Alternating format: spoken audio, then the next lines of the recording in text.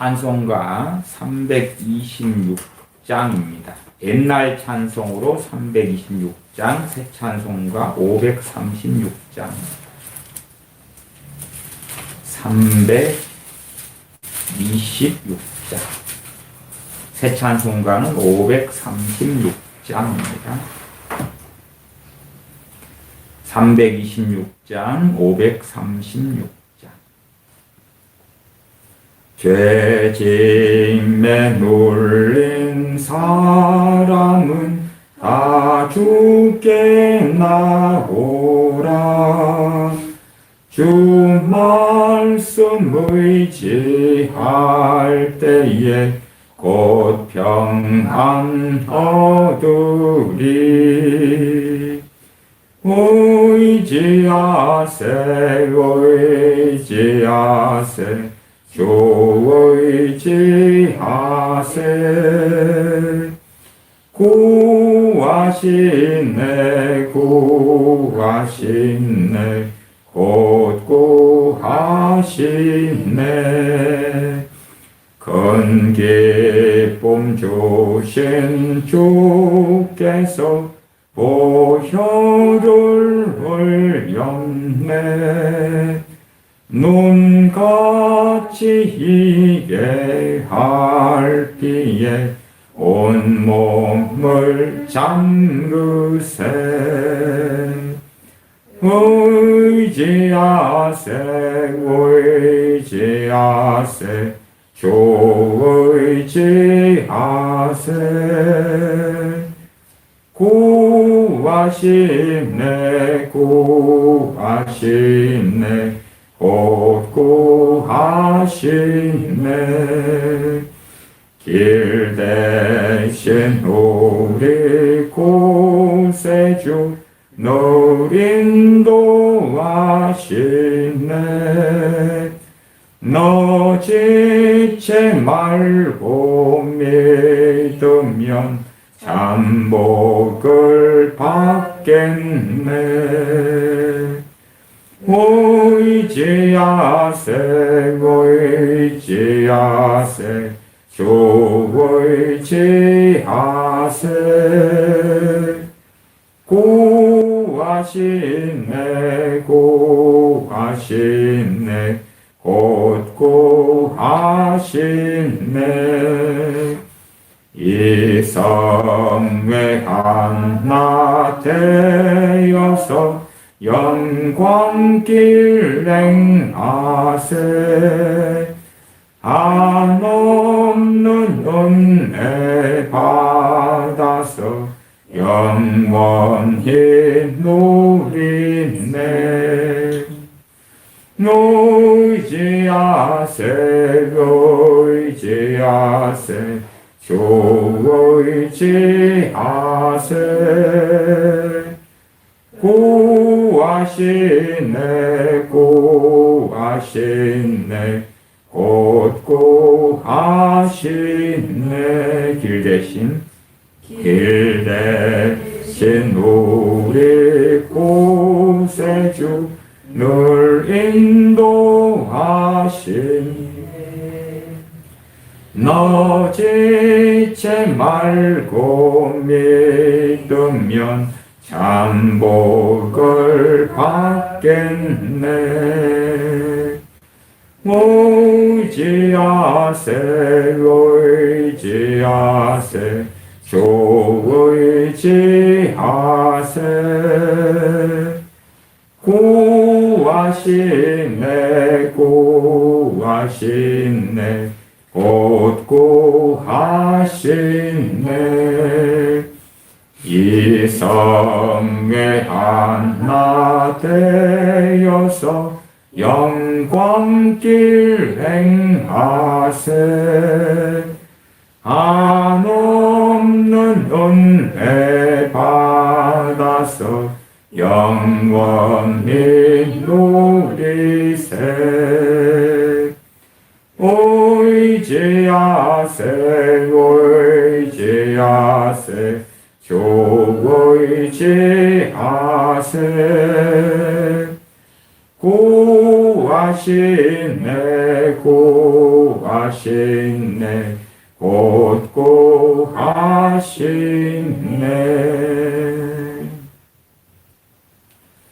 며칠 전에 있는데 성찬 예식을 인터넷으로 해야 되겠다 하는 감동이 왔습니다. 그래서 며칠 전에 성찬 예식을 하겠노라고 제가 말씀을 드렸고, 오늘이 성찬 예식을 행하는 날이 되겠습니다.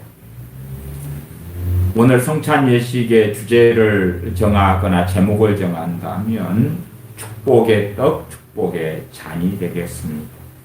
고린도전서 10장의 말씀에 있는 축복의 떡, 축복의 잔이 됩니다. 성찬 예식을 통하여 여러분들께서 하나님의 큰 은혜 속에 들어가는 시간이 되시기를 바랍니다. 제가 기도하겠습니다.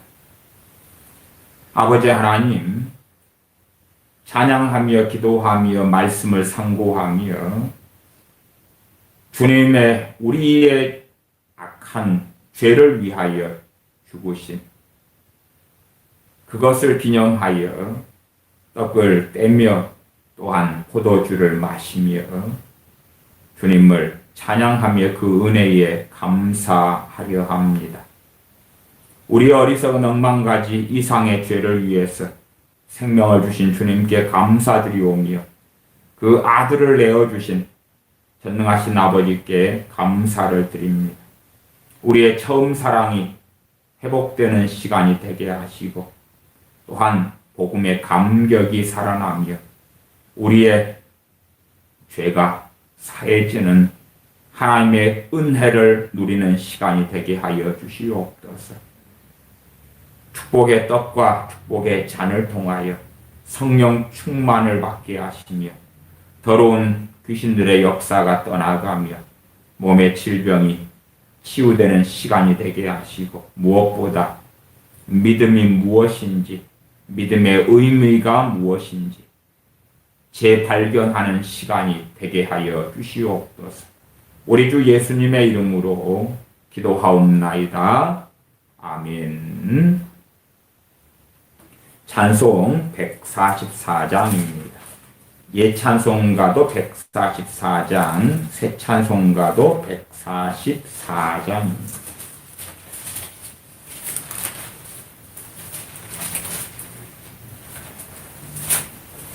(144장) 찬양합니다. 예수 나를 위하여 십자가를 질 때 세상 죄를 지시고 고초당하셨네. 예수님, 예수님, 나의 죄 위하여 보배 피를 흘리니 죄인 받으소서. 십자가를 지심은 무슨 죄가 있나. 저 무지한 사람들 메시아 죽였네. 예수님, 예수님, 나의 죄 위하여 보배 피를 흘리니 죄인 받으소서. 아름다운 답다 예수여 나의 좋은 친구 예수 공로 아니면 영원 형벌 받네 예수님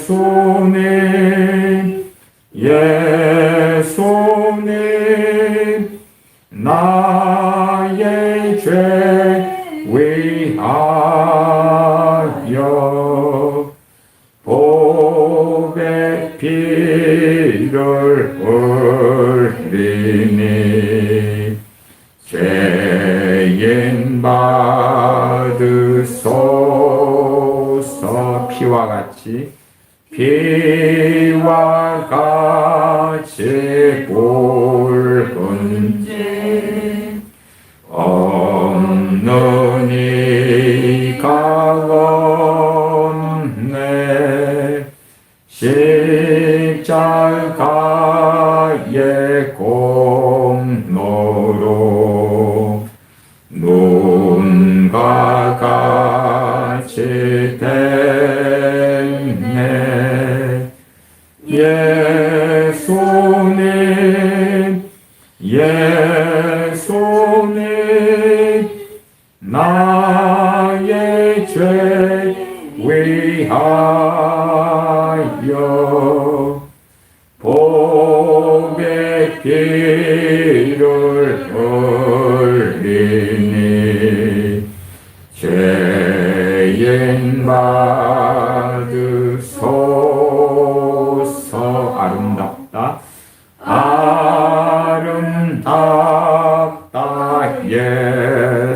예수님 나의 좋은 친구 주님 공로 아니면 영원 형벌 받네 예수님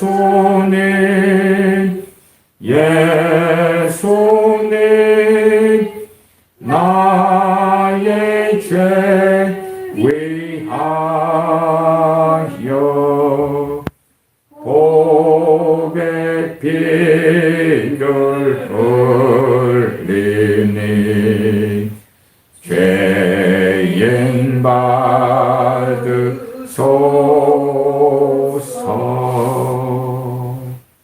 누가복음 7장을 보겠습니다.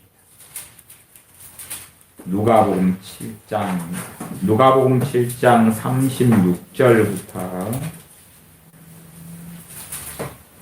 50절까지가 됩니다.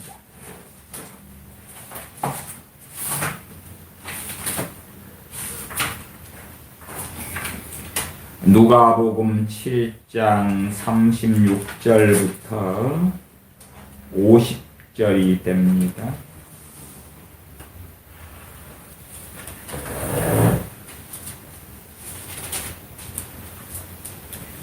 제가 읽습니다. 누가복음 7장 36절부터 마지막 절까지입니다. 한 바리새인이 예수님께 자기와 함께 잡수시기를 청하니 이에 바리새인의 집에 들어가 앉으셨을 때에 그 동네에 죄인인 한 여자가 있어 예수님께서 바리새인의 집에 앉으셨음을 알고 향유 담은 옥합을 가지고 와서 예수님의 뒤로 그 발 곁에 서서 울며 눈물로 그 발을 적시고 자기 머리털로 씻고 그 발에 입 맞추고 향유를 부으니 예수님을 청한 바리새인이 이것을 보고 마음에 이르되 이 사람이 만일 선지자더면 자기를 만지는 이 여자가 누구며 어떠한 자고 죄인인 줄을 알았으리라 하거늘 예수님께서 대답하여 가라사대 시몬아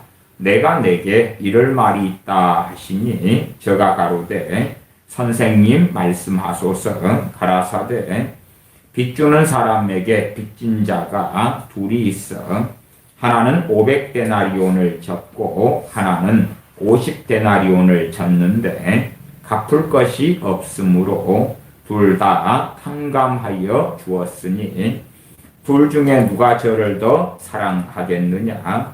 시몬이 대답하여 가로되 제 생각에는 많이 탕감함을 받은 자니이다. 가라사대 내 판단이 옳다 하시고 여자를 돌아보시며 시몬에게 이르시되 이 여자를 보느냐? 내가 너 집에 들어오매 너는 내게 발 씻을 물도 주지 아니하였으되 이 여자는 눈물로 내 발을 적시고 그 머리털로 씻었으며 너는 내게 입맞추지 아니하였으되 저는 내가 들어올 때로부터 내 발에 입맞추기를 그치지 아니하였으며 너는 내 머리에 감람유도 붓지 아니하였으되 저는 향유를 내 발에 부었느니라.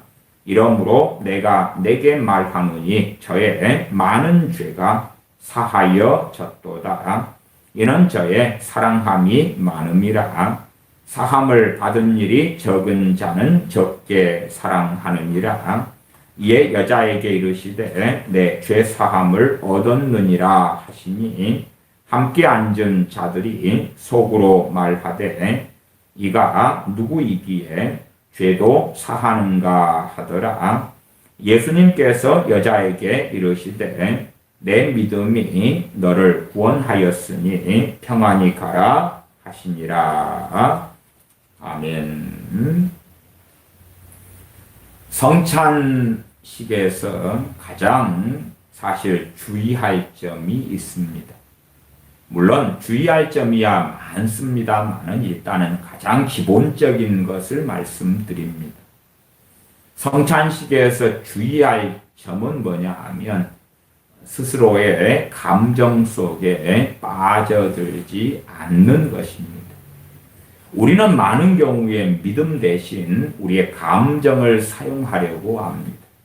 고난주간이라고 하면 우리 스스로 슬픈 감정을 자아내려고 애를 쓰지요. 그러면 그것이 우리의 발목을 잡는 큰 함정이 되고 맙니다. 어떤 면에서는 감정을 통하여 역사하는 더러운 귀신들의 공격 속에 내 자신을 개방해버리는 그런 비극적인 일도 벌어집니다. 찬양할 때도 마찬가지입니다. 최대한 우리의 감정을 절제하는 것이 옳고 좋고 맞습니다. 우리의 감정을 절제하다 보면 우리가 발견할 수 있는 또한 우리에게 있는 믿음이 드러나게 됩니다.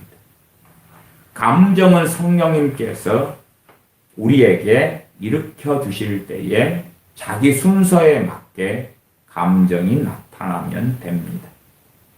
그래서 성찬식에서 부르는 찬양도 최대한 우리가 어떤 상상력을 동원하지도 말고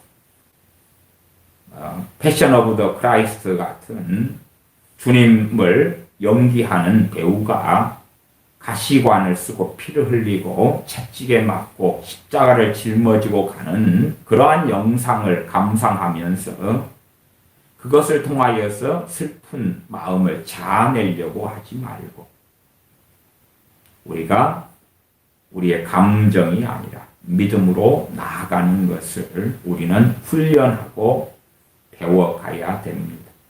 감정을 자극하지 않을 때 이제 우리의 믿음의 정도가 드러나는 때도 있고 우리의 작은 연약한 불씨 같은 믿음이라도 일어나는 것을 보게 됩니다. 우리는 믿음으로 나아가는 것을 잘 훈련하지도 배우지도 또 않게 되는 어리석은 일이 우리의 감정을 자주 사용하기 때문에 그렇습니다. 감정적으로 기도하고 그러면 그러한 결과 뒤에는 탈진이 오기도 하고 허무함이 오기도 하고 외로움과 쓸쓸함이 오기도 하고 몸에 기력이 빠지기도 하고 딱 더러운 귀신 마귀가 공격하고 역사하기 좋은 상태가 됩니다. 오히려 이러한 성찬 예식이나 고난주간 되면 우리의 감정을 스톱 찬양을 할 때도 우리의 감정을 많이 담아서 얼마나 아프셨나 잔잔잔잔 그렇게 가는 것을 좀 절제하고 좀 더 차분하고 냉정하게 하나님 말씀에 입각해서 진리에 입각해서 성찬에 참여하는 것입니다. 그러면 필요한 것은 오직 하나가 됩니다. 믿음이죠. 믿음이에요. 그 다음에 우리의 감정을 따라 성령님께서 역사하실 때에 순서에 맞게 믿음인 열차, 기관차가 앞서가고 감정인 객차가 따라가는 자연스러운 흐름을 따라가면 됩니다.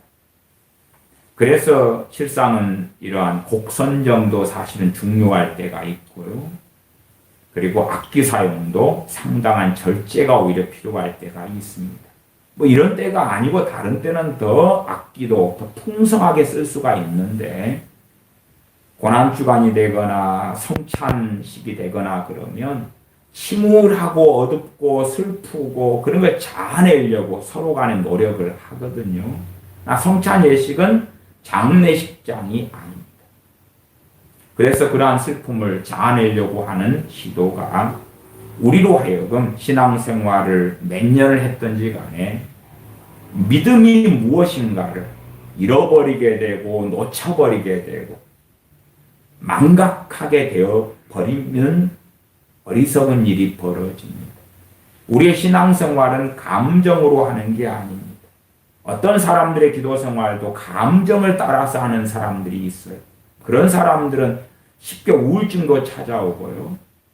그 다음에 감정적 기복, 혈기, 분노, 두려움, 짜증, 원망 등등의 문이 열려버리는 경우들은 흔한 일이 됩니다.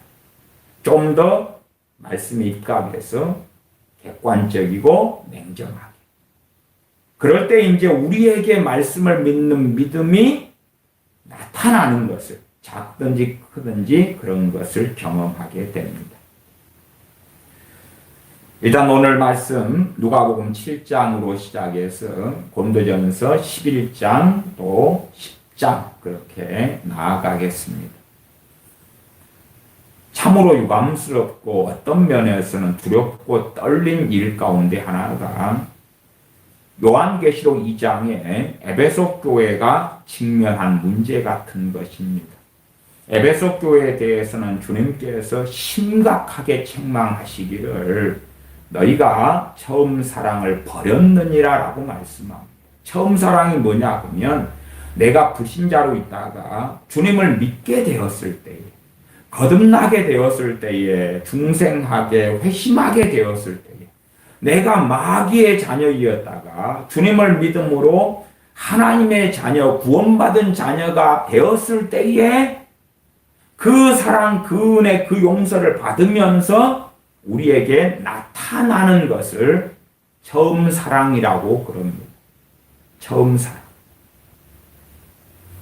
그런데 심각하고 무서운 점 또한 슬프고 탄식할 만한 점은 뭐냐 그러면 먼저 첫째 우리 자녀라고 합시다.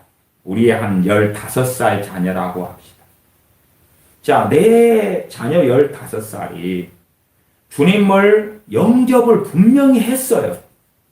그런데 주님을 사랑함이 거의 없어요. 주님을 사랑한다는 것이 그냥 함께 예배 좀 드리고 찬양 좀 하고 부모가 준 헌금을 내고 결코 그런 것은 아닙니다. 이 마음 안에서 이제 하나님께서 우리 주님께서 중요한 자리를 차지하게 되는 것입니다.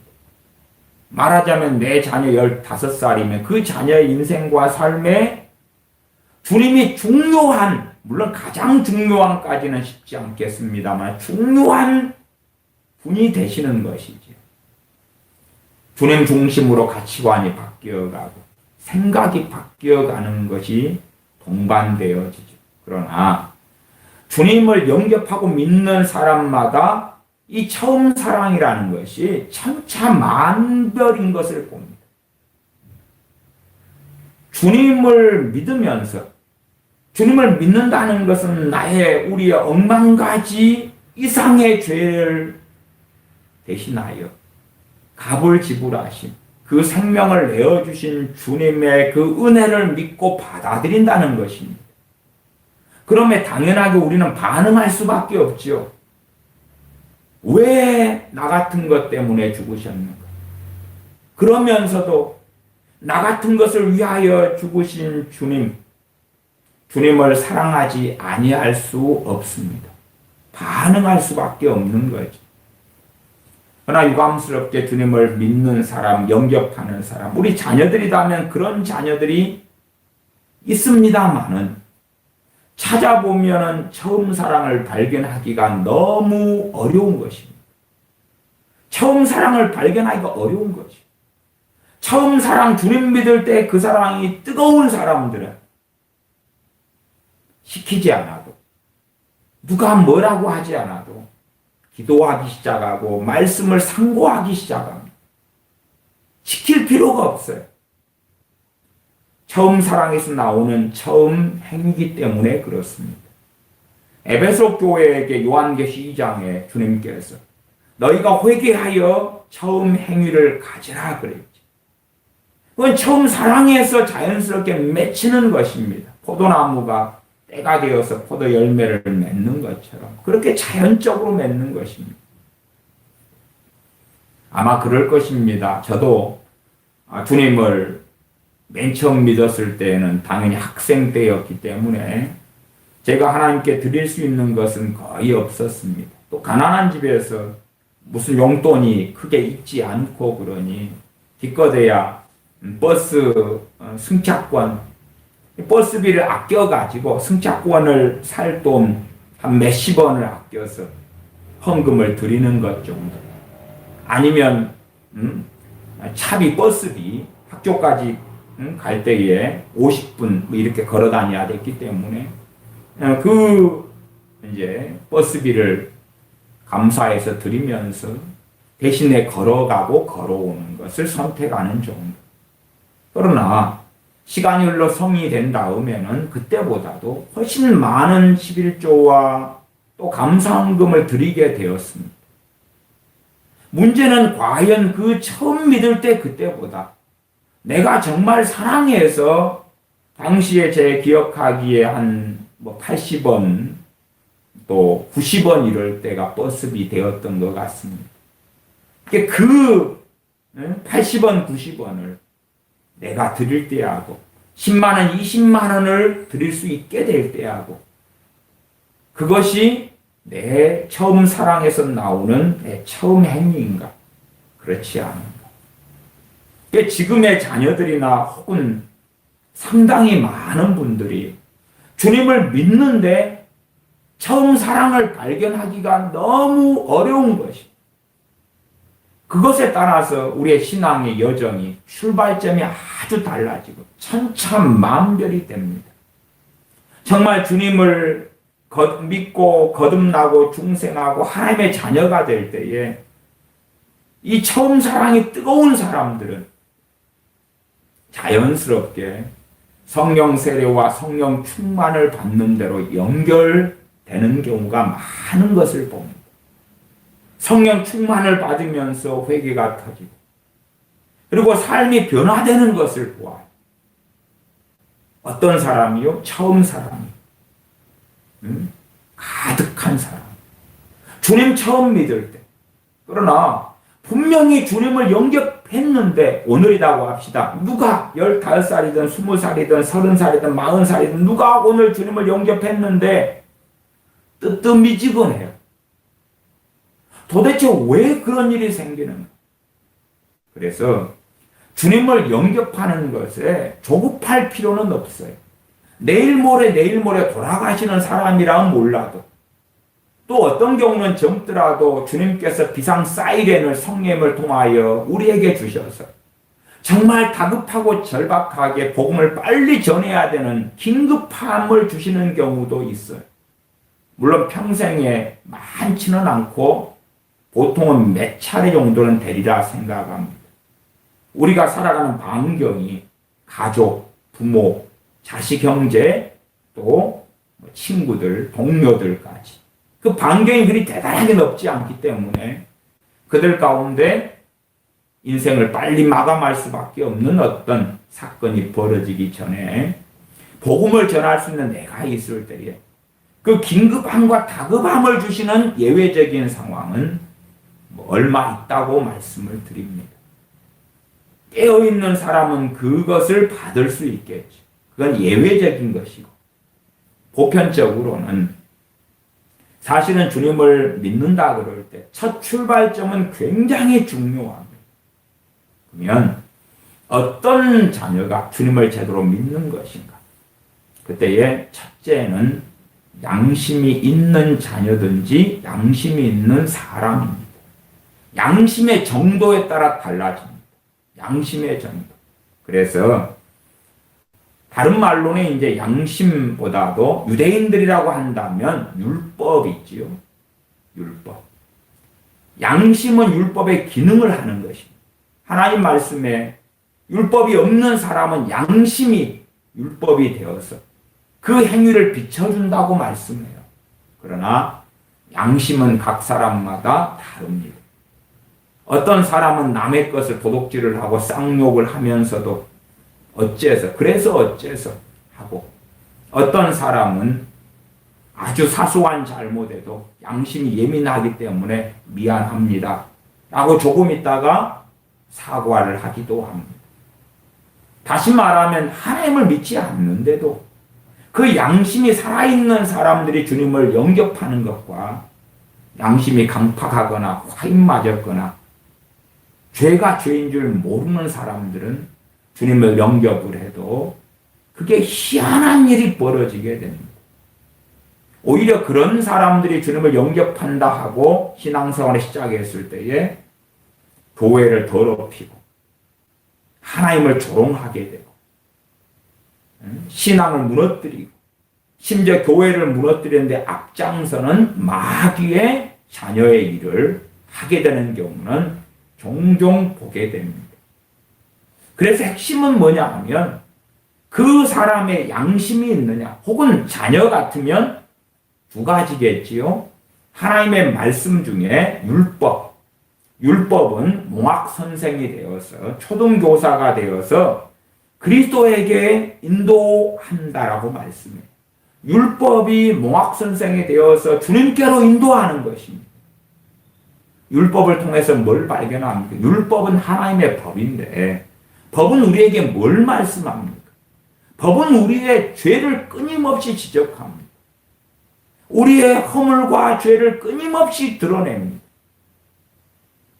우리의 자녀라 하면 믿는 부모 밑에 태어나서 원든지 원치 않든지 간에 하나님을 섬기게 됩니다. 그러면 가장 근원적인 말씀으로 한다면 온 율법과 선지자가 이 성경이 온 율법과 선지자의 강령의 핵심 강령이 하나님 사랑과 이웃 사랑입니다. 그러면 하나님을 내가 사랑하고 있는 거 어떻게 해요? 마음을 다하여, 뜻을 다하여, 성품을 다하여, 힘을 다하여 하나님을 사랑하고 있는 것. 하나님을 마음을 다해, 뜻을 다해, 성품을 다해 사랑하라고 신명기 6장 같으면 말씀하고 있을 때에 그것을 통하여 그것이 우리의 법이 되면 우리를 계속 책망하겠지. 율법을 통해서 양심을 만들어야 하지. 그리고 살아오면 내가 얼마나 큰 죄인인가를 발견하고 알게 되어지죠. 그리고 그러한 죄인인 나를 위하여 죽으신 주님께 나아오게 되죠. 죄가 아주 많이 발견한 사람, 그 사람 어찌할꼬 탄식하는 가운데 애통하는 자지요. 또한 내 힘으로 죄를 해결할 수 없다는 것을 계속 경험하지. 그래서 심령이 가난케 되어지지. 그런 사람이 주님의 복음을 들을 때에 주님께서 당신을 위하여 당신 죄를 짊어지시고 십자가에서 피 흘려 죽으셨다. 주님께서 당신 때문에, 주님께서 나 때문에 십자가에서 달리셨다는 복된 소식, 기쁜 소식, 복음을 들을 때에 우리는 한편으로 탄식하며 슬퍼하며 울며 통곡하며 한편으로는 죄로부터의 자유와 해방을 누리지요. 생명의 성령님의 법이 나타나지요. 죄와 사망의 법에서 생명의 성령님의 법으로 전환하게 되죠. 그러나 그러면서도 또한 탄식하지. 그러면서도 슬퍼하지요. 나의 많은 죄가 주님을 죽였기 때문에 그렇고 그 죄에 대한 싹스를 지불하시려고 죄의 싹스는 사망이다 말씀하셨는데 그 나의 많은 죄의 싹스를 지불하시려고 주님께서 생명을 주셨기 때문에 탄식하며 슬퍼하며 또한 감사하며 찬양하며 노래할 수밖에 없는 것입니다. 양심이 제대로 만들어지지 않은 경우, 그런 경우는 자녀 교육으로 한다면 참 쉽고 간단합니다. 너희는 참으로 이쁘다, 사랑스럽다. 심지어 그런 악한, 제가 이단 사설이라고 전에 설교를 한 두어 번 했는데, 한 영혼이 천하보다 귀하다. 성경에 없습니다. 정말 성경을 읽으면서 성경을 와전시켜서 너희가 온 천하를 얻고도 너희 생명을 잃으면 무엇이 유익하리요? 한 그 말씀을 어떻게 변개시켜가지고 한 영혼이 천하보다 귀하다는 거짓부렁을 하는지 상상할 수 없습니다. 무슨 말인고 아니? 그렇게 내가 소중해. 내가 소중하단 말이야. 성경은 그렇게 말씀하지 않아요. 성경은 우리에게 우리가 너무 가치 있고 값어치 있고 소중하다고 말씀하지 않아요. 특별히 우리 믿는 사람보다 먼저 우리가 믿지 않았을 때를 생각해 보십시오. 노아 시대 때 대홍수를 통하여 8명을 빼놓고는 홍수로 다 쓸어 죽이셨습니다. 소중합니까? 소중하였기 때문에요? 그렇지 않습니다. 그렇지 않아요. 아말렉 족속을 진멸하라고 말씀하셨고 다 진멸하였습니다. 소중하니까요? 그렇지 않습니다. 대환란 때에 7인과 7나팔과 7대접의 재앙으로 쏟아 부으실 것입니다. 소중해서요? 한 영혼이 천하보다 귀하다 그리가면 내가 한 영혼인데 내가 너무 귀해. 그러면 주님께서 십자가에 달리신 것은 당연한 일이 되고 구원받는 건 당연한 일이 되고 하나님께서 내게 은혜 주시고 돌봐주시는 것도 당연한 일이 되는 것입니다. 가장 강파하고 완악한 일이 벌어집니다. 어떤 신학자와 어떤 목사님이 그런 이야기하는 걸 들었습니다.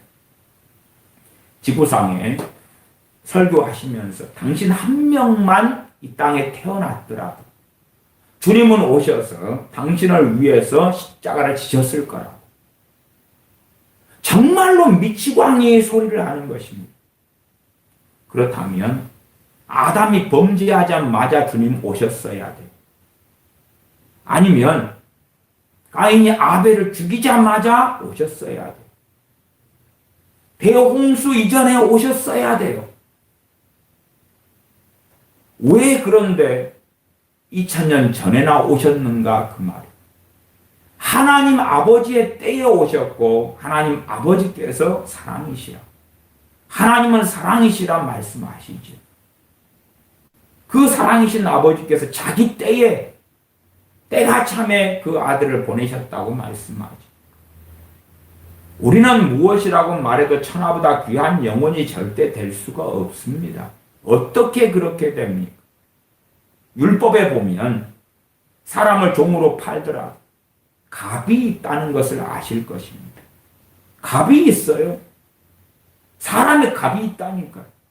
심지어 태중의 아이 태아를 실수로 누가 배를 차서 죽였다 그럴 때 얼마의 돈으로 배상하면 된다.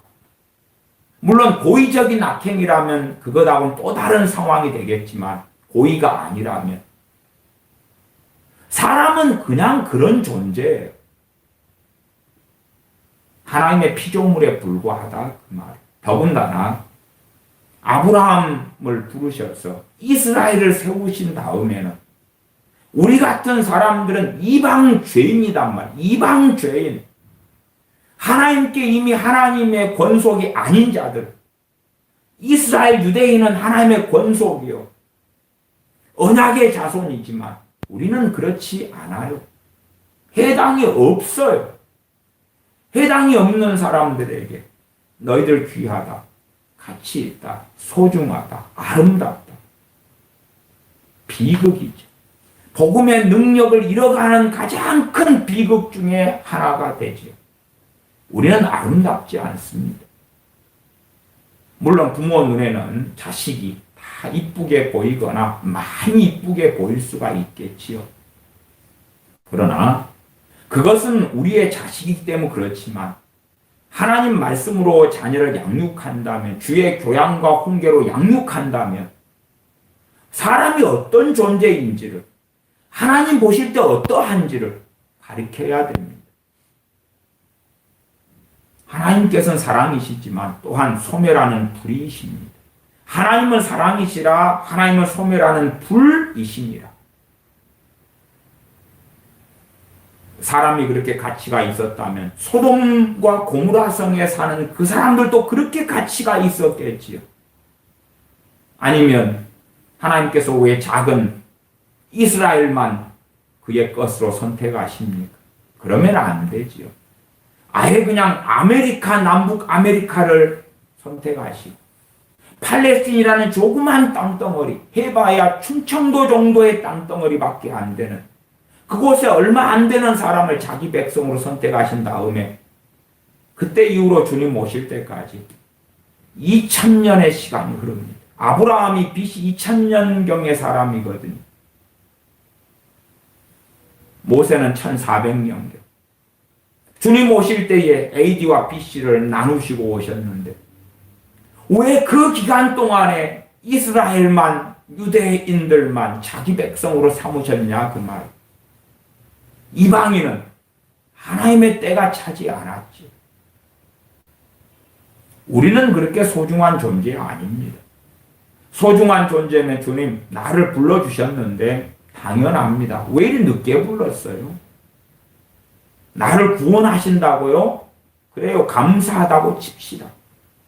그러나 나는 내 배를 위하여 살겠으니 내 배를 만족시킬 만한, 내 욕망을 만족시킬 만한 그러한 것을 주시지요. 기도를 통해서 다하고 합니다. 나는 소중하잖아요. 전에 TV 광고를, 그런 광고 기억합니다. 어떤 여자 연예인이 나와서 아파트인가 냉장고인가 뭐를 선전하면서 왜 내가 이런 걸 누리느냐? 나는 소중하니까. 그것은 세상 사람들이 외치는 소리입니다. 하나님의 자녀는 내가 얼마나 무익한지.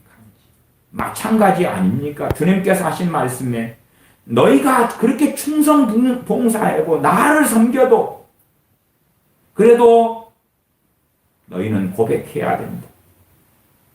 저희는 무익한 종입니다. 다만 할 바를 한 것뿐입니다라고 너희는 하나님 앞에 고백해야 한다. 그렇게 우리에게 말씀하신 것이지. 하나님 우리는 너무나 귀하고 소중하고 아름답습니다. 그렇게 되어져 버릴 때 가장 양심에 중요한 것이 무너져 버린 거지.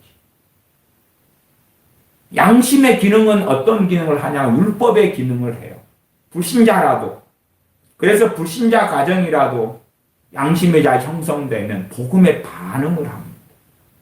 왜요? 양심을 통하여 그것이 자신에게 율법이 되어져서 살아오면서 내가 얼마나 어리석은 죄악 속에서 살아왔는지를 알고 있으니까 사람의 존재는 죄 때문에 그런 경우에 애통하는 부분이 생겨요.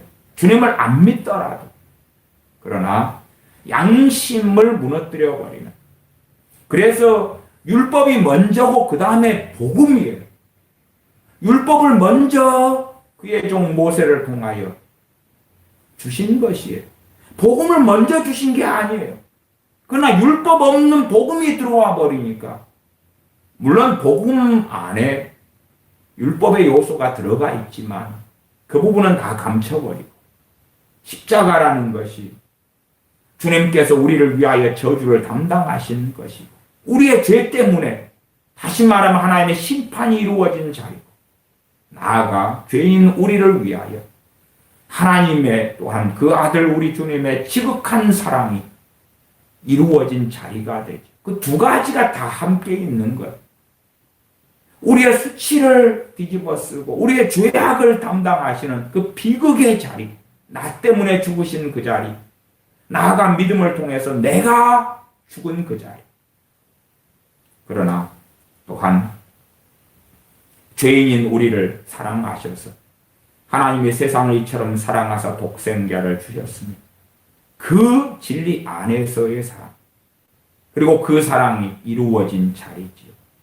하나님 우리를 사랑하시는데 그 아들의 십자가를 통하지 않고 하시는 사랑이 아닙니다. 물론 일반 은총으로 악인에게나 선인에게나 비를 주시고 해를 주시는 일반 은총은 존재하지만, 그러나 진실로 하나님의 온전한 사랑은 십자가를 통해서 주 예수 그리스도의 대속을 통하여 선만이 이루어집니다.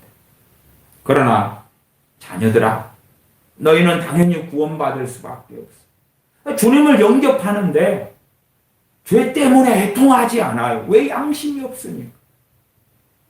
50살 된 사람이 주님을 영접하는데 애통하지 않아요. 애통하지 않아요. 어떤 60 몇 살 되신 분이 밤 11시에 집문을 두드리셨어요. 그래서 목사님, 좀 대화 좀 했으면 좋겠습니다. 그분이 술 한잔 하시고, 그래서 그 집에 들어갔더니 하나님을 좀 믿겠노라고 이야기를 하셔요. 하나님을 믿겠노라고. 그러면서 하시는 말씀이, 하나님을 내가 믿는다고 하면, 그분이 재산이 많았거든요. 과거에만 해도 몇십 년 전만 해도 한 20년이 볼까요? 재산이 그래도 못해도 수십억 원을 가진 분이셨어요. 그러나 이제 노름 등에 탕진하고, 그리고 아내와 헤어지고, 자녀들은 아버지 없이 자라고, 그렇게 되어져 버리면서 시간이 20여 년 흘러버렸어요. 근데 자신이 최근에 전도를 받았다는 거예요. 예수님만 믿으면 그 모든 것이 해결된다는 전도를 받았다는 거예요. 그래서 목사님, 내가 예수님만 믿으면 다 되는 건 맞지요? 제가 아니요. 결코 그렇지 않습니다. 예수님 믿는다고 해결되는 게 아닙니다. 주님은 당신의 죄 문제를 위해서 오셨는데, 당신의 잃어버린 돈이 찾아지고 당신의 망가진 가정이 회복되는 게 아닙니다. 최소한 가정이 회복되려면 당신께서 과거를 철저히 반성하시고 사죄도 가족들과 자녀들에게 하시고 회복을 위한 발버둥 치는 노력을 하셔야 됩니다. 그렇게 권면해 드렸습니다. 그날이 토요일이었는데 주일날 되어서 밤 12시에, 주일을 지나고 밤 12시, 다음 날 되기 전 12시에 또 문을 두드리시는 겁니다. 목사님, 이야기 좀 하고 싶어요. 무슨 이야기입니까? 목사님, 제가 오늘 어느 교회를 갔습니다. 어느 교회 예배를 드렸습니다. 아, 그러셨나요? 잘하셨습니다. 누구누구 안수 집사님이 와서 저를 데려가 주었어요. 근데 목사님, 아직 하나님께로부터 아무 소식이 없어요. 무슨 소식요? 하나님이 나를 뭐 어떻게 해준다든지. 일단 그분이 알코올 중독에 많이 걸렸습니다. 예? 나는 술을 좋아하지만 또한 한편으로 끊고 싶어요. 근데 하나님한테 소식이 없어요. 알코올 중독이 해결되는 소식. 또 과거에 헤어진 아내로부터 연락이 와서 여보 같이 삽시다. 돈이 이제 빚밖에 없는데 돈이 생겨난다는 무슨 소식. 그게 없어요. 아니 제가 그 전날에 11시에 밤에 불러서 이야기 12시 넘어서 1시까지 이야기했을 때 그런 일은 없다고. 근데 그분이 들었던 전도는 하나님이 당신을 너무 사랑하시니까 예수님 믿기만 하면은 당신이 행복하게 되고 복을 받게 되고, 제가 두어 시간을 설득을 했어도 자기가 전에 받은 전도의 내용이 있기 때문에 아니라는 거예요. 그러니까 말하자면 자신이 하나님을 믿고 주님을 믿어도 하나님께로부터 뭘 그러기 때문에 내가 믿어줬기 때문에 이제 무엇을 하나님 주실 것입니까? 그런 자세일 뿐이지. 가장 비극적인 것 중에 하나가 어려운 문제를 만나서 주님을 믿고 참는 것입니다. 어려운 사람들은 자신의 문제가 해결되는 것이 급할 수밖에 없어요. 그런 가운데 주님 믿는 사람들이 정상적으로 믿는 경우는 거의 없습니다. 오히려 실망하고 낭망하고 쉬 떠나갑니다. 율법이 없는 복음을 전하지요. 지금 당장 돈 문제 때문에 걱정하고 조바심 내는 사람들이 주님만 믿어보십시오. 그리고 기도하면 구하라, 찾으라, 문을 두드리라.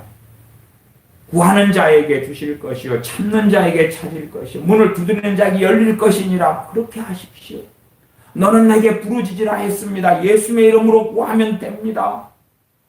그렇게 하고 주님 믿고 이제 예수님 믿었습니다. 빨리 돈 문제 좀 해결해 주십시오. 소식이 없거든요. 언제 됩니까? 전도한 사람은 같이 기도합시다. 다니는 교회 목사님은 조금 우리가 합심해 기도하면 됩니다. 그리고 홀기지요. 분명히 주님을 믿는데 무엇을 받을까지. 주님을 믿는데 처음 사람이 나타나지 않아요. 나타나지 않아요. 왜요? 율법이 없으니까. 아니면 율법이 없어도 양심이 율법의 기능을 하지 않으니까. 양심이 기능을 하면 주님께서 우리의 죄, 당신의 죄를 위하여 십자가를 지셨노라. 당신의 죄가, 내 죄가 주님을 죽였노라. 그게 출발선이에요. 그 출발선을 동의하고 인정하고 나 같은 것을 위해서 죽으셨습니까? 그리할 때에 애통한 자가 위로를 받는다고 주님께서 마태복음 산상수훈에서 팔복에서 말씀하셨죠. 심령이 가난한 자가 누가 나를 구원할 수 있습니까? 이 사망의 몸에서 누가 나를 건져내려? 돈으로도 되지 않고 인맥으로, 학력으로, 지식으로, 지혜로 되지 않고 권력으로 되지 않고 이 사망의 몸에서 누가 나를 건져내겠습니까? 주님밖에 없습니다. 심령이 가난한 자는 천국에 저희 것입니다. 그런 사람에게 나타나는 것이 주님 영접하고 믿을 때, 거듭날 때에, 천국 백성이 될 때에 처음 사랑이 나타납니다. 처음 사랑이 나타납니다. 그 중요한 사건으로 누가복음 7장을 읽어드렸습니다.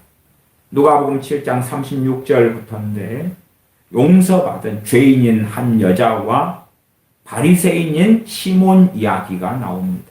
시몬 베드로라 하는 이가 아니고 주님의 사도가 아니고 바리새인 이름이 시몬입니다. 당시의 보편적인 이름이 시몬이었습니다.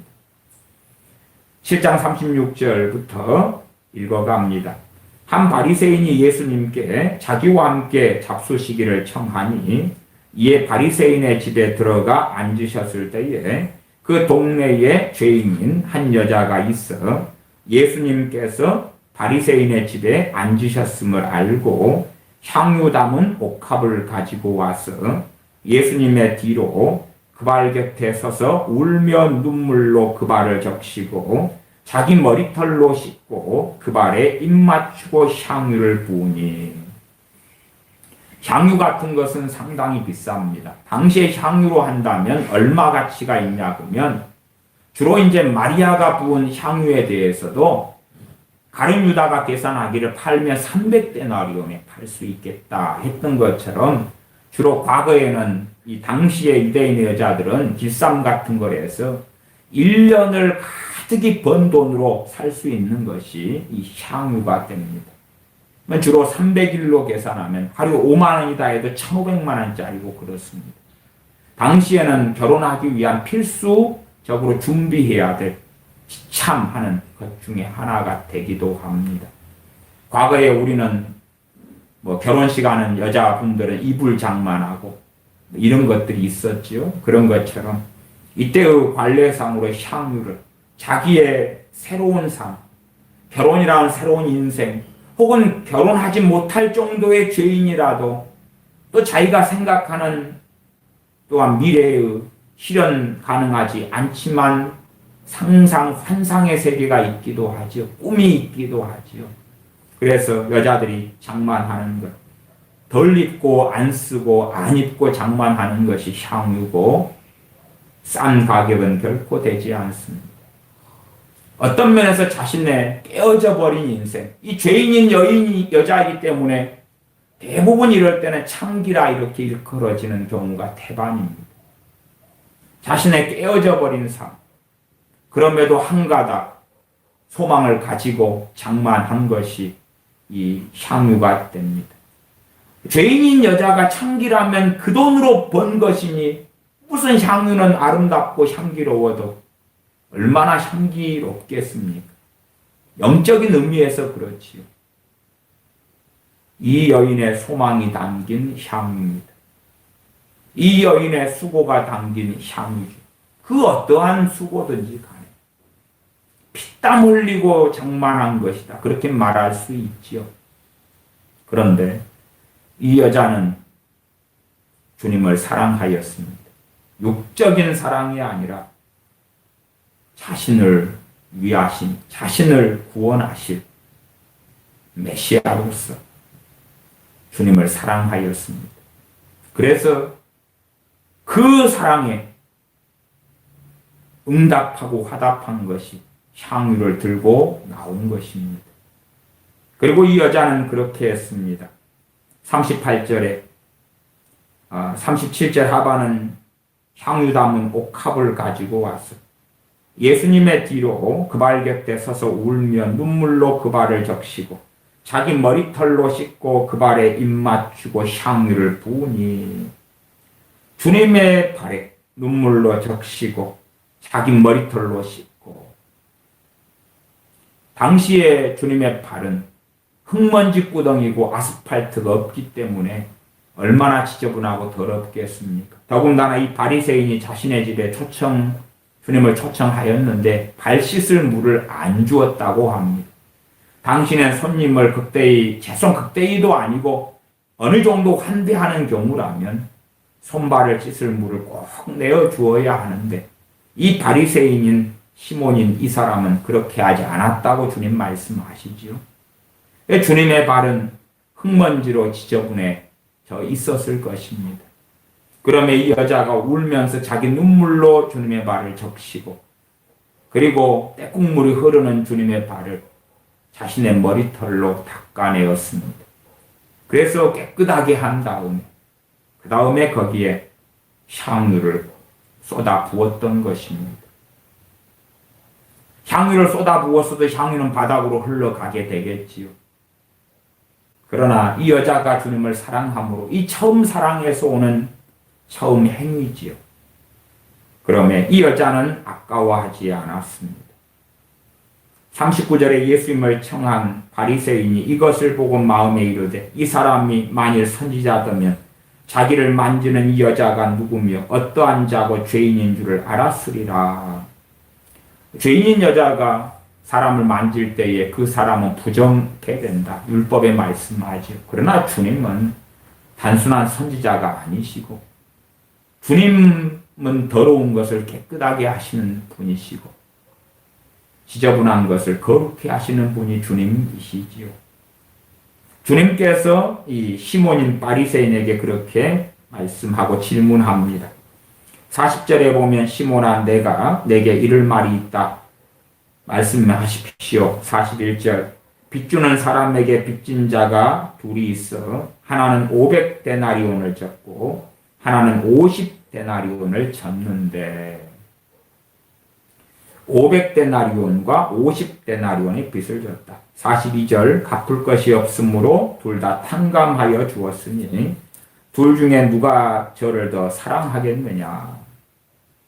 500과 50 차이면 데나리온 차이면 10배의 차이가 나죠. 둘 다 탕감받았다.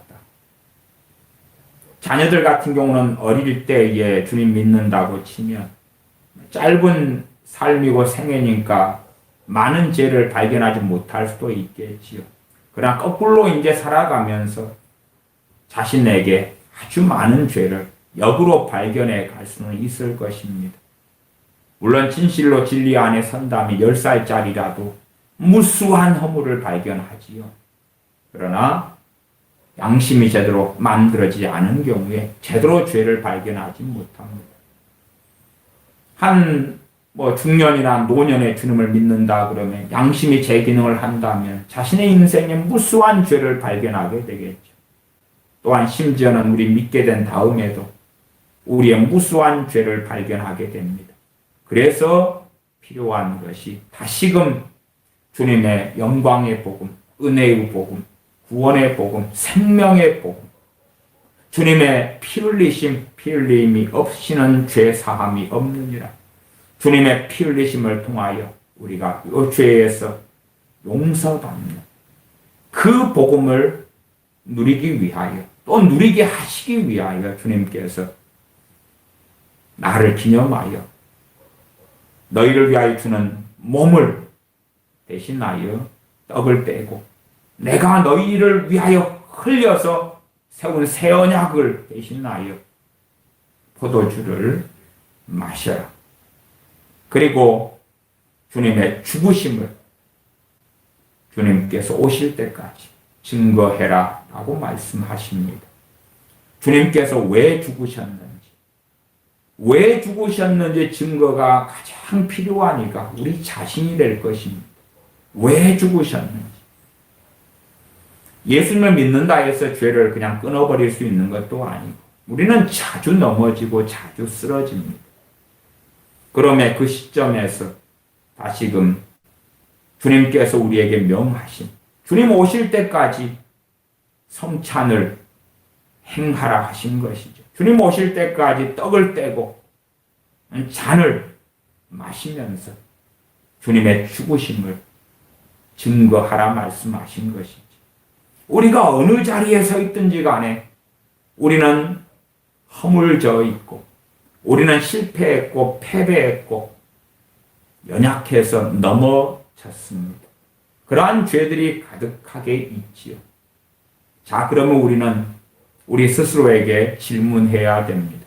다시 말하면 우리가 믿음에 있는가 확인해야 되죠. 주님께서 나의 모든 죄를 위하여 죽으셨는가? 주님께서 나의 일부의 죄인가? 심지어 어떤 어리석은 사람은 주님 믿기 전의 죄만 위하여 죽으셨다고 주장하는 그런 사람들도 목회자도 신학자도 있습니다. 정말 바보지요. 정말 바보지요. 로마 가톨릭도 사실은 그런 경향성이 있습니다만은 로마 가톨릭의 그런 방식의 이상한 믿음에 대해서는 오늘 설명하지는 않겠습니다. 주님께서는 우리의 모든 죄를 위하여 죽으신 것이 맞습니다. 모든 죄입니다. 그것을 이상적으로 혹은 사변적으로 나누어서 과거, 현재, 미래다 그딴 소리는 안 하겠습니다. 그냥 우리의 모든 죄입니다. 우리의 모든 죄입니다. 그 모든 죄를 위하여 십자가에 달리셨습니다. 그리고 앞으로 지을 죄다 사실은 그런 개념은 상당히 어리석고 악한 개념일 때가 많습니다. 그냥 우리가 현재 시점에서 나의 모든 죄입니다. 미래까지 끌고 올 이유는 없습니다. 내일은 우리의 날이 아닙니다. 오직 오늘이라 하는 동안까지가 우리의 날입니다. 그러면 앞으로 지을 죄를 이야기하는 것은 굉장한 망상입니다.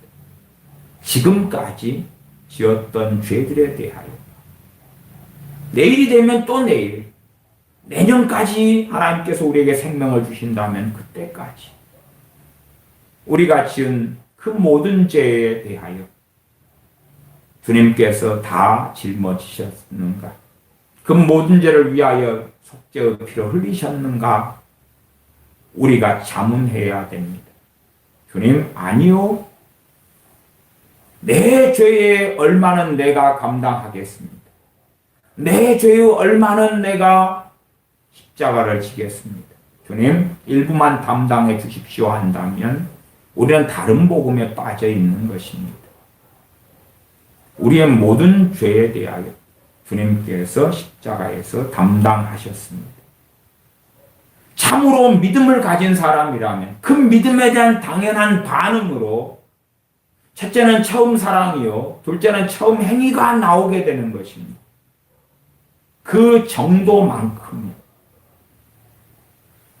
이 죄인인 여자는 처음 사랑, 처음 행위로서 당시의 관점에서는 자신에게 가장 소중한 것을 깨뜨렸습니다. 향유 옥합을 깨뜨렸습니다.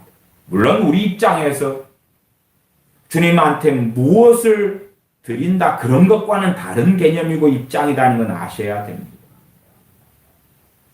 우리가 주님께 집을 팔아서 어떻게 바칩니까? 단지 그냥 어떤 사람이 받을 뿐이겠죠. 그런 것하고는 전혀 다르다는 것까지는 아셔야 됩니다. 어떤 완악한 부흥 강사들은 향유옥합을 깨서 드리라 그러면서 적금을 내놓고 집을 내놓고 그딴 소리 하면서 쓰는데 그건 절대 아닙니다. 말씀의 본래적인 것을 잘 기억하시면 좋겠습니다. 그래서 500데나리 빚진 자와 50데나리 빚진 자에 대하여 누가 더 사랑하겠느냐? 탕감해 준 사람에 대해서지요. 이 시몬이라 하는 바리새인은 43절에 제 생각에는 많이 탕감함을 받은 자니이다. 주님 가라사대 내 판단이 옳다. 여자를 돌아보시며 시몬에게 이르시되 이 여자를 보느냐? 내가 너 집에 들어오매 너는 내게 발 씻을 물도 주지 아니하였으되. 너 집이 이 시몬의 집이죠. 바리새인 시몬의 집입니다. 이 여자는 눈물로 내 발을 적시고 그 머리털로 씻었다. 눈물로 적신 다음에 머리털로 다 닦아냈다고 말이지. 그렇지 않아도 손가락질 맞는 죄인인 여자가 머리털에 흙먼지를 묻히고 머리가 떡이 돼서 나가는데 더 수치를 쓰지 않겠습니까? 그러나 상관없다는 것이지. 자신의 평생에 무너진 삶의 꿈을 담은 향유옥합을 장만했는데 주님을 사랑하기 때문에 깨버리겠다는 것이지. 주님께서 오셨을 때에 그 은혜, 이 여인이 당연히 그랬겠죠. 멀리서라도 주님께서 행하시는 또한 전하시는 말씀을 들었고 믿었던 거죠. 그러면 이제나 저제나 자신 내 주님의 그 은혜 그 사랑을 주님의 말씀에서 발견한 다음에 그 사랑에 대한 반응을 해야 되겠다. 그 뜨거운 처음 사랑에 대하여 내가 어떻게 할까? 그러다가 주님이 마침 자기 사는 동네에 바리새인 집에 오신다 하는 걸 듣고 향유옥합을 들고 찾아왔던 것입니다. 어떤 사람이 성령 충만을 쉽게 받느냐? 그러면 처음 사랑을 가진 자입니다. 예수님 믿자마자 그런 사람은 기도하지 않을 수 없고 말씀을 통해서 무엇을 내게 주님 원하십니까? 그 뜻을 상고하지 않을 수 없습니다. 우리는 자꾸만 양심을 무디게 만들고 죄의 유혹으로 우리의 마음은 강팍해져 갈 때가 많습니다. 또한 율법을 멸시하고 무시하는 가운데 율법은 법이니까 하나님의 법이니까 우리가 엇나가는 것을 정죄해야 합니다. 그때 우리 믿는 사람들은 우리 주님 앞에 설 수밖에 없습니다. 우리의 어린 양 되시며 우리의 중보자 되시며 우리의 대제사장 되시는 주님 앞에 엎드리고 의지할 수밖에 없습니다. 주님을 의지하는 것을 또한 믿음이라고 그럽니다. 주님께서 이 여자에 대하여서 하시는 말씀을 보겠습니다. 47절로 건너가겠습니다. 이러므로 내가 내게 말하노니 저의 많은 죄가 사하여졌도다. 이러므로 어떤 면에서는 꼭 반대처럼 말씀하시죠. 그 사랑, 주님에 대한 그 사랑. 그러면 저는 실제적으로 주님의 용서를 누리는 것은 그 사랑, 우리 자신이 주님을 사랑하는 그 사랑으로 인하여 우리가 죄사함 받는 것을 실제의 삶에서 누린다라고 말씀드리겠습니다. 그렇지 않은 사람들은 뜨뜻미지근하게 되어집니다. 뜨뜻미지근하게. 그래서 사실상 핵심은 우리의 신앙의 여정 가운데 핵심 중의 핵심은 요한계시록 2장 에베소 교회에게 주님 말씀하신 것처럼 처음 사랑을 버렸다. 회개하여서 다시 가지라 그 말이죠. 가지고 처음 사랑에서 나타나는 그 처음 행위를 가지라라고 주님께서 심각하게 명령하시는 것과 같은 것입니다. 과연 우리가 처음 사랑을 가지고 있느냐, 그렇지 않느냐 하는 것이지요. 이 여자에게는 저의 많은 죄가 사하여졌도다. 이는 저의 사랑함이 많음이라. 주님께서 나의 죄를, 물론 이론적으로 신학적으로는 주님께서 내 모든 죄를 위해 죽으셨습니다 하고 주님을 영접하고 믿지만, 그러나 신앙의 여정 속에서 우리가 주님을 사랑함이 많을 때에 실제로 주님의 십자가의 속죄의 대속의 능력은 우리에게 빛을 비추고 우리를 새롭게 합니다. 단지 내가 믿을 때 끝나는 문제가 아니라는 것을 요한일서 1장을 볼 때에 알 수가 있습니다. 너희가 너희 죄를 자백하면 저는 미쁘시고 의로우사. 우리의 삶에 우리의 죄를 고백하며 자백하며 회개하는 것은 끊임없는 일이 될 수밖에 없습니다. 그러지 내가 주님께서 내 모든 죄를 위해 죽으셨기 때문에 믿을 때 한번 회개합니다. 용서해 주세요. 감사합니다. 하고 끝날 문제가 아니다 그 말이에요.